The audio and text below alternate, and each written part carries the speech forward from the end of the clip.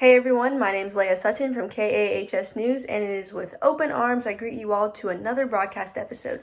This one is going to be action-packed. And speaking of action, will you guys be taking the initiative to vote this year? Here, check out this video I made. Justin, breaking news. It's voting season, y'all. But my question to you is, have you voted yet? And if the answer is no, that is okay because, there could be numerous reasons as to why you haven't yet.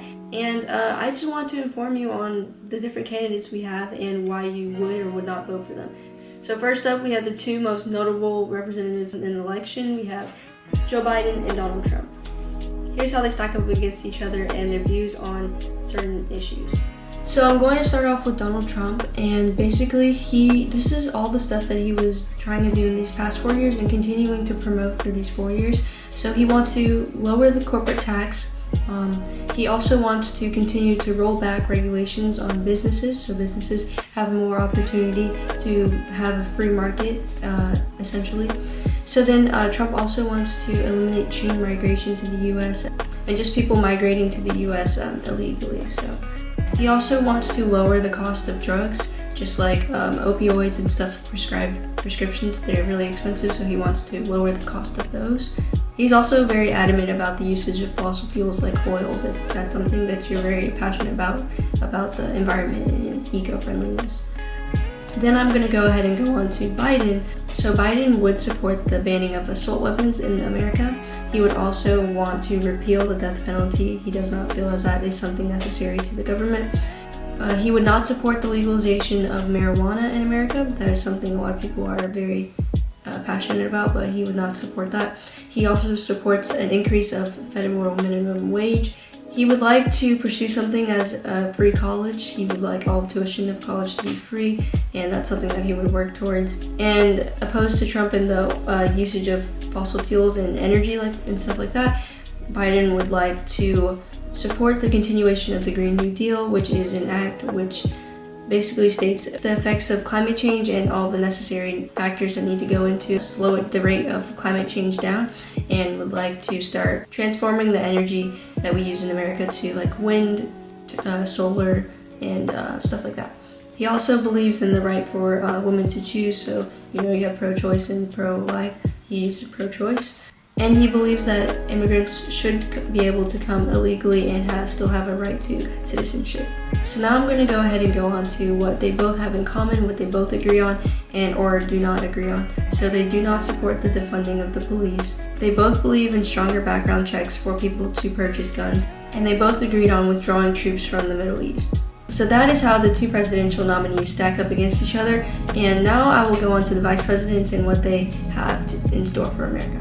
Now, as for the potential vice presidents, Kamala Harris and Mike Pence, there isn't much to say about them because they both respectively agree with their running mates. Now, as for Kamala Harris, she supports science, she's pro-choice, and she would like to see less neglect on the COVID-19 crisis.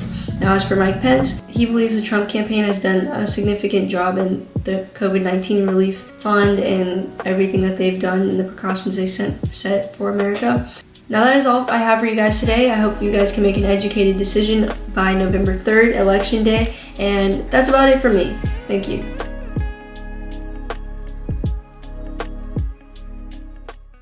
Hey, since we just got exposed to so much knowledge in that last video, let's toss it to Tyrell, because he'll dish out on the alleged Google lawsuit. Hello, I'm Tyrell Peart. And Google is a search engine that many of us students use on a daily basis for simple things as getting to school pages. Google has access to a lot of information and we allow it to handle a lot of our privacy. It's basically been able to make other search engines just irrelevant jokes.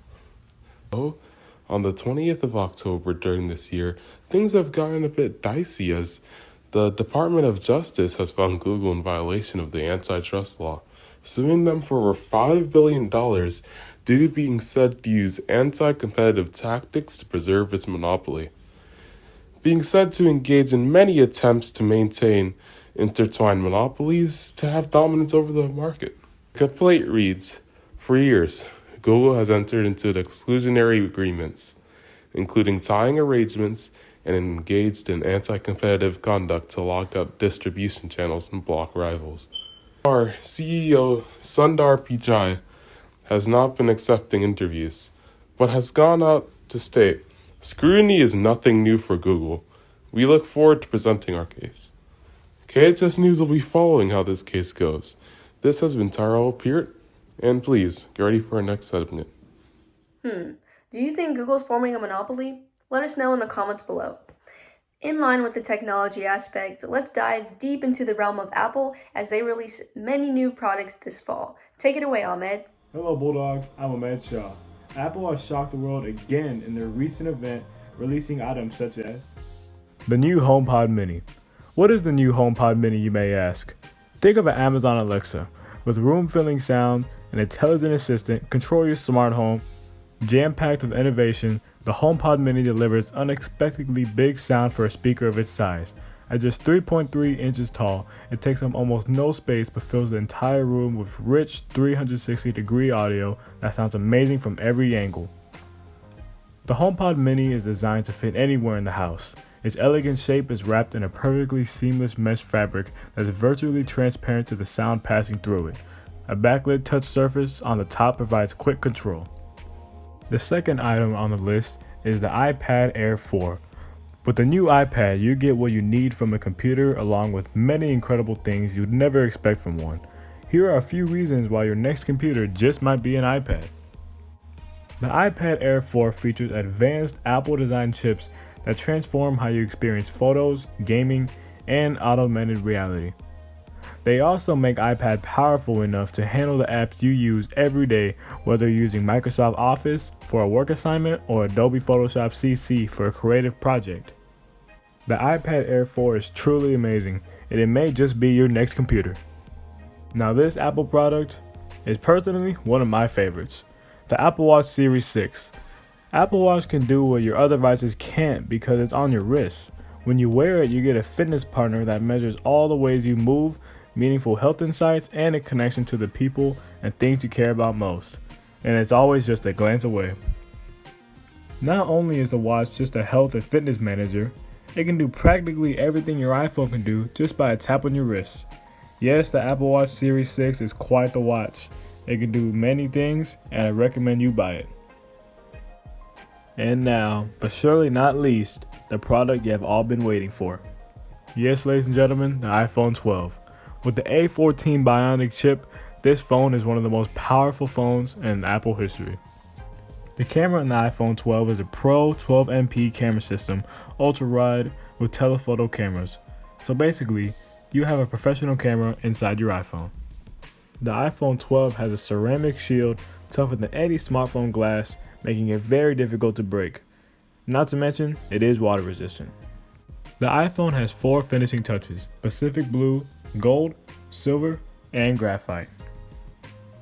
It is safe to say Apple has done it again with this recent event.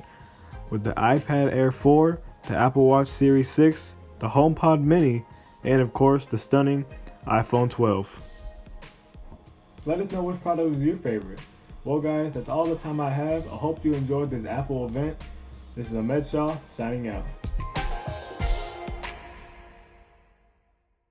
Wasn't that lovely? The phones and the video. Great job, Ahmed. Okay, let's keep this tech train going. Choo-choo! Damon is here to tell us more about the consoles new to the gaming world. Hello Bulldogs, my name is Damon Fan and I'm going to bring you some information about the new generation of technology. Two of the longest and biggest rivals in the console world, the PlayStation and the Xbox. Yes, it is that time again where Sony and Microsoft releases their new consoles, the PlayStation 5 and the Xbox Series X. It is confirmed that in less than 2 weeks from now, the Xbox Series X will be released on November 10th and the PlayStation will be released on November 12th. And you can purchase both of them for a reasonable price of $500. But that begs the question, which one should you get? It is confirmed that both consoles will be way stronger than their last generation console, with specs that can even rival some gaming computers. Yeah.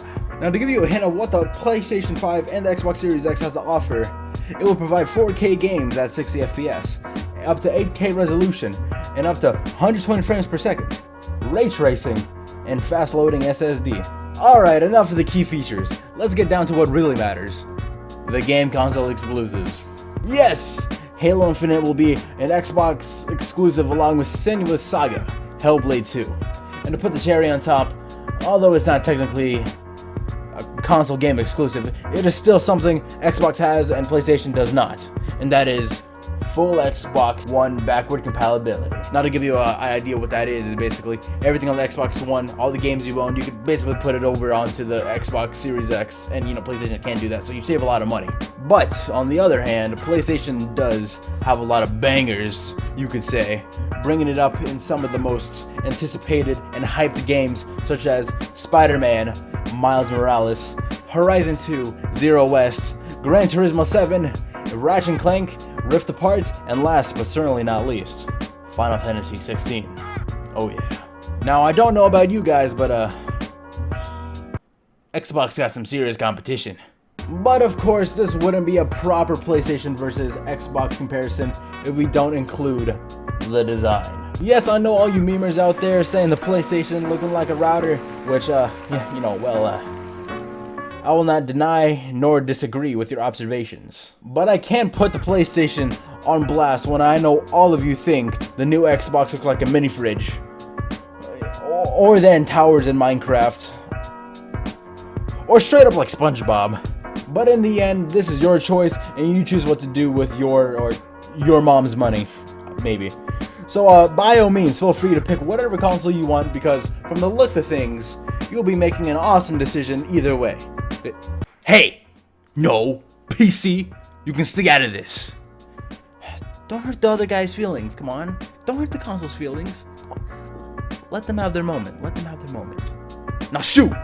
Alright guys, that is where I will wrap things up. This is Damon Fan, and I will see you all later.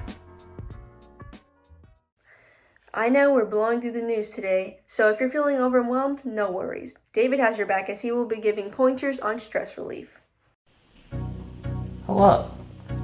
So we're having a lot of stressful stuff during COVID. I know, COVID has been very stressful, even for me. Trust me, it's been stressful. Anyway, here's some things to de-stress yourself in this COVID situation. One thing you can do is that you can do art. It's a very good and fantastic way to get out of your mind of your homework and stress just in general. And you can do some very great things. Another way is to read, because reading can get your mind off of things, because it is very stressful doing some of your work. And reading can distract you from that. You can read some very good books. Like this one, which is about a nice world and how I think they almost all die. Well, we don't have to read between the lines, and I don't think you need to know the rest of the details. Anyway, here's the next step. Thing you can do is listen or find new music. You can do it either during A, doing your homework, or B, just doing it in free time. It can really help you de-stress. A few other tips you should do is things like Sudoku, play video games, or maybe even board games. And a good other tip is not to go on social media, because trust me, I learned from experience. Trust me. I feel relaxed already. But this wouldn't be a broadcast without showing some funny clips here and there. Good thing Burhan has us covered. Bulldogs, it's me, Burhan. And when government and health officials suggesting people to stay inside due to COVID-19, people have made creative and innovative ideas to spend their time home. Here are 3 crazy things people have done during COVID-19. Here we have at number 1 are 2 quarantined men playing tennis across apartment windows. The 2 men are from Italy and decide to not let the novel coronavirus get them down. In the clip, the 2 men can be seen peeping out of the windows of their apartments and playing tennis with each other. They even managed to create an amazing rally throughout the 24-second long video before dropping the ball. At number 2, we have a restaurant for squirrels. Staying in quarantine due to the coronavirus pandemic, Detroit resident James Vreeland built a tiny restaurant for squirrels. While the new restaurant caters primarily to squirrels, blue jays and other local wildlife are also frequent and welcome visitors. The menu offers squirrels' favorites such as mixed seed trio and stale bread or pizza crust. Last but not least, we have a girl that swims with her pet snake. Yes, her pet snake. 8-year-old Imbar likes to cool off in her small backyard pool in Israel with her favorite swimming buddy, her pet python. The 11-foot yellow serpent named Belle is one of her family's many pets, living happily together on an animal sanctuary in an agricultural community in southern Israel. Embar says Belle is good company during the coronavirus lockdown that has kept schools closed over the past few weeks. As you can see, there's been a lot of crazy things going on these past 7 months during COVID-19. This is Brian Tapuz, signing out. All of those were so out of the box. You know what will be out of the norm this year? Halloween. I wonder how that's going to work. Hello, ladies and gentlemen, I'm Cade Wood, and today I'm going to be telling you what to do and what's going on for this year's Halloween. Halloween is a beloved holiday for all, and this year is no exception. People are still going all out with decorations, costumes, and events planned to help everyone go through this hard time. With that being said, let's go over some of these events and see what we can do for this year's Halloween. The best option for those in Sugar Land is going to be Halloween Town 2020. At Constellation Field from 4 to 8 p.m., don't miss out on fun for the entire family this Halloween season. Candy, a costume parade for kids, oversized games, balloon artists, face paintings, and more, plus they'll be playing a Halloween favorite on their Texas-sized video board. If that's not quite your style and you want something a little more scary, well, the Red Run Fear Park is just for you. Open this Halloween, visit things like Twisted Circus Rewired, Cinegore, Deadwood Asylum, and they even have laser tag. I know a lot of people who are staying in for this Halloween, but I also know a lot of people who are going out. Whatever you choose, make sure you stay safe and have fun. This has been Cade from KAHS News. Thank you, Cade, for that delightful piece. However, it is with great solitude that I have to inform you that we are coming to an end to our show. I hope you all enjoyed, and until next time, this is Leia from KAHS News, signing off.